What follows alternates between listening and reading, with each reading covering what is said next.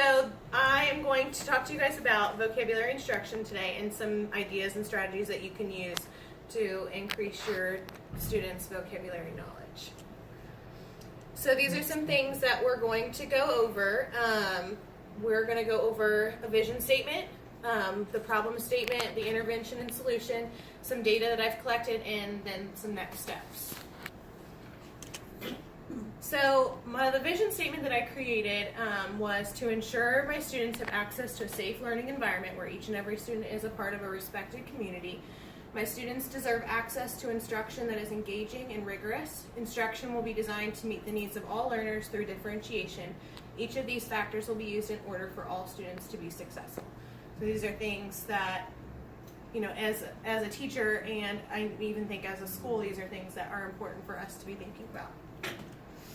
So the problem statement that I identified were, it seems that my students do struggle with domain-specific vocabulary knowledge throughout multiple disciplines. So not just in reading, but in science, in social studies, in math, and this impedes their ability to fully comprehend texts in general, especially those informational texts. So in order to help my fourth graders build their language skills and their semantic knowledge, I'm implementing movement as a strategy to teach vocabulary.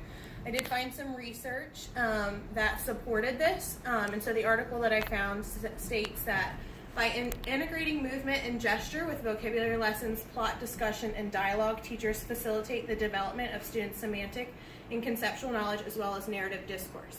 So it's not just good for vocabulary, but you can have them act out the plot, and so having them get involved with the plot by moving can help them overall comprehend the text. So they state as well that children continue to dramatize stories. They may build a stronger and more direct pathway from the decontextualized language on the page to comprehension of what the words mean. So they're connecting what they're reading and giving it meaning. So what I did was I encouraged my students to use hand motions and movement to help them understand the meaning of a word. So they have 8 vocabulary words for the week. They get into small groups of 3 to 5 students and read the definition and an example of the word to come up with a hand motion. They present this hand motion to the class throughout the week. Students will use these hand motions to help them remember the meanings of the words. So this isn't something that takes a lot of instructional time. However, they're able to use this quick, short hand motion and movement to help them retain that knowledge of vocabulary. So here's some data I collected. So I took 2 weeks of assessment scores. So the vocabulary assessment, as you all know, is the 8 multiple choice questions at the end of the week. And so I have a vocabulary assessment score number 1 in the first column, and then the score number 2 in the second column. And then in the third column here, I wrote if they made growth or not from the first week to the second week. So on the vocabulary assessment, those 8 multiple choice questions, 19 out of 24 students made growth. That's 79%. So 79% of those kids, those hand movements made a big difference. So in the first week, no hand motions at all. And we didn't use that strategy. And then the second week, we did incorporate those hand motions. So you can see that that was a big jump from week to week that they did show growth. Not necessarily a huge jump. Like I had one kid go from a 62 to a 69, but they still made that growth. So one question better. And then other kids made, huge gains. So it's just evident that those hand motions are definitely working. And then the next set of data I collected was through the workbook assessment. There you go. So these are your turn practice books that we're using. The first week, again, no hand motions. The second week, utilizing those hand motions.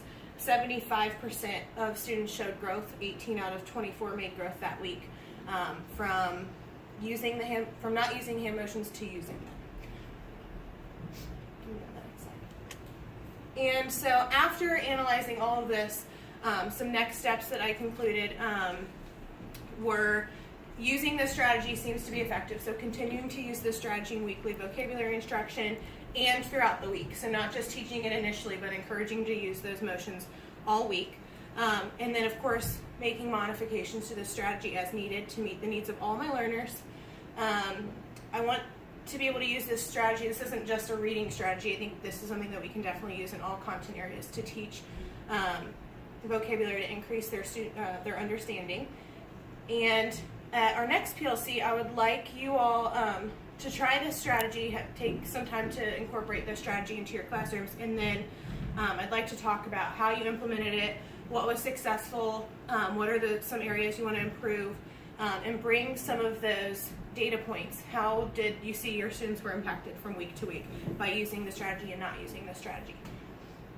Does anybody have any questions or comments? We're using the hand motions in math right now for geometry, and there's so much vocabulary that it's helping them to really remember that a line segment has 2 endpoints, and then open up your endpoints and you've got a line, close an endpoint, you've got a ray.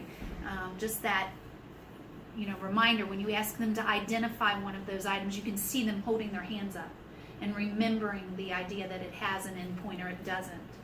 Yeah, and it's something that they can sit in their seat and do. It's not like they have to be up and moving around the room. And so I'll see, especially now that I've incorporated this for some time, is that I'll see them using those motions as they're doing things independently. And so that's nice that they're making the connection from the instruction to applying it independently. And we've been doing the same thing in math this week too, is teaching them that, because that's a lot of vocabulary, arrays, line segments, lines, and identifying the difference between them can make a big difference in their overall understanding of the content. So does anybody else have anything, or we can finish up?